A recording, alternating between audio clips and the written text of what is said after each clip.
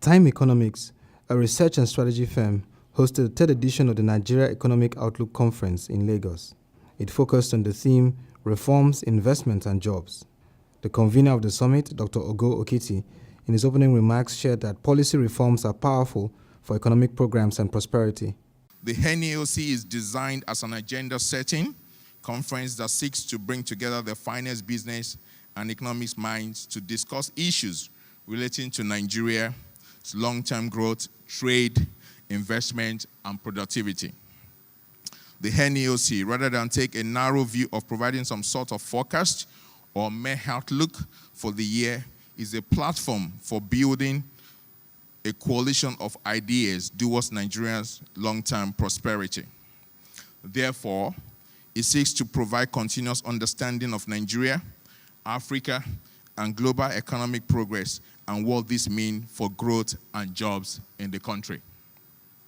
This year's theme, Reforms, Investment, Jobs, is both a recognition and urgent cry that the current legal and economic policy architecture is not likely to deliver prosperity for majority of Nigerians in the medium to long term. In this context, therefore, there is no better time to discuss reforms than now. Policy reforms are powerful for economic progress and prosperity.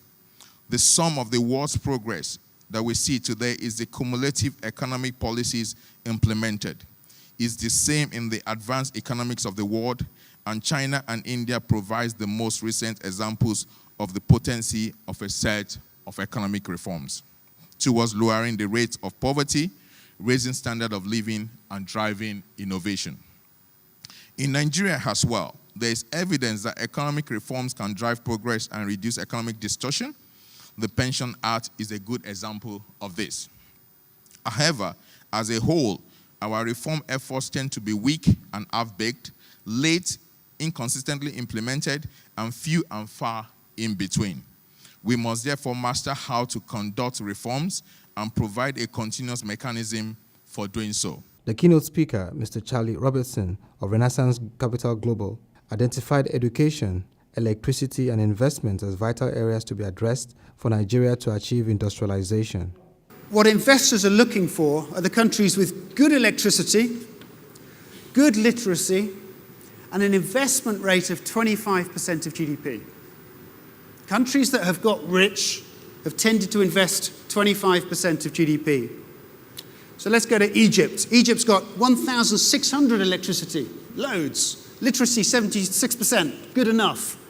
15% investment, too low. That's what the government needs to get right.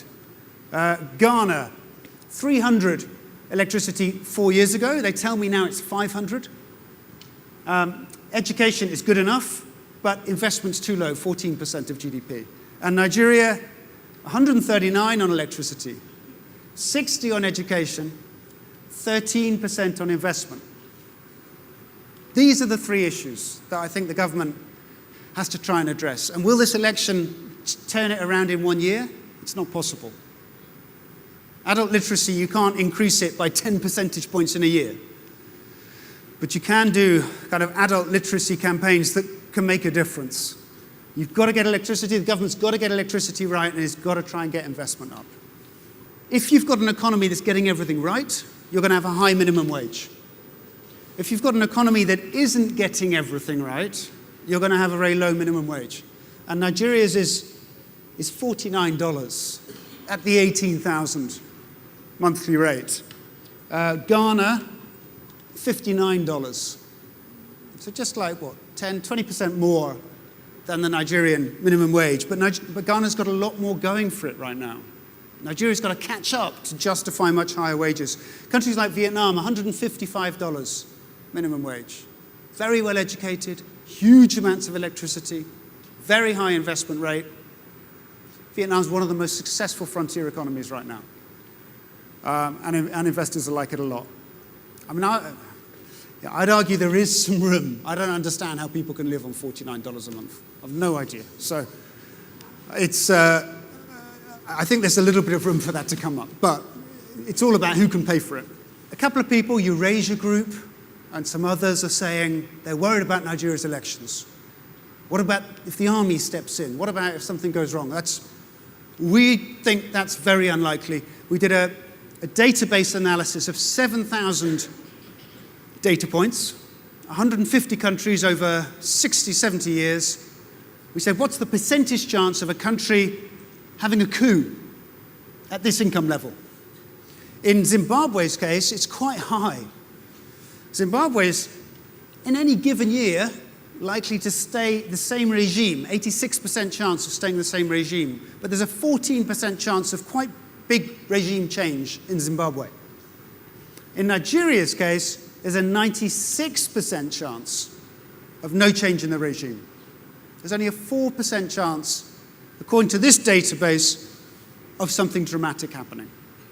So I'm pretty relaxed. I think the odds are, 24, 25 to 1, that you're going to have democratic elections. There might be a fuss, maybe, about the results. I wouldn't be too worried about it. I'm fairly relaxed. Anyway, we'll jump on to the very last slide. Right. So what is happening in Africa is education across the continent has dramatically improved over the last 50, 60 years, including in Nigeria. Southern Nigeria could do really, really well. But it needs to have electricity across the country as well. And we need to get investment rates up. Until those three things are gotten right, a country like Ghana is likely to be winning on the growth front. They can always muck it up, but by spending too much money, taking on too much debt, but they have an advantage at the moment. And it's up to Nigeria's new president, whoever that is, after February, to try and make a difference. The NEOC 2019 conference featured several panel sessions that covered the economy, investment outlook, Africa Continental Free Trade Agreement, and business environment. Dr. Ogo Okiti and Mr. Charlie Robertson speak further on why robust economic reforms are critical for Nigeria's economy. If you look at Nigeria's recent history, especially the early and late 2000s, Nigeria had a spate of economic reforms in the macro area, especially in the area of stability. There was also reforms of the central bank, the pension reforms, the telecoms. So these were space of reforms. And in the last few years, I would say probably, the power sector was the last one that happened under President Goodluck Jonathan. So we have not seen concrete economic reforms in the last few years. And we believe that policies are powerful. Without changes in economic policies and changes in the incentives that lead to investment, that lead to growth and, of course, jobs, you cannot have economic prosperity. So the motivation is that, look, we need to think of another set of economic reforms across the different sectors of the Nigerian economy if we are going to generate increases in income and prosperity in the next few years. What are the key things Nigeria must do to address this? We're in election year. What should be the focus of the government that would come out from these elections in driving this? There's so much work to do in every single area for the government: education, security, electricity, infrastructure. There's so many things. What our work shows is that, first of all, every country needs an adult literacy rate of at least 70% to industrialize. There's no point trying to be an industrial country unless more than 2/3 of your adults can read and write. Now, all the kids are now going to school in Nigeria. So in 20 years' time, it'll be good. But how can we speed that up? Perhaps through an adult literacy campaign, which is what countries like Korea did before they industrialized. They made sure that all of their adults, most of them, nearly all, were literate. Secondly, electricity.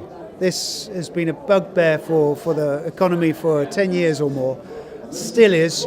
We need to see electricity supply at least double, preferably treble, before Nigeria can again have a big manufacturing sector. And the third thing is to get investment up. At the moment, Nigeria is very reliant on foreign investors to build plants, foreign investors to come into the equity market, foreign investors to lend money to the government. What Nigeria needs is more domestic savings, and not just the pension funds, but domestic savings that can be turned into investment to push that investment ratio up. So I think these are the three priorities: education, electricity, investment. One clear reality from the conference is the fact that whoever wins the 2019 presidential elections must give top priority to education, power, and improving Nigeria's investment climate.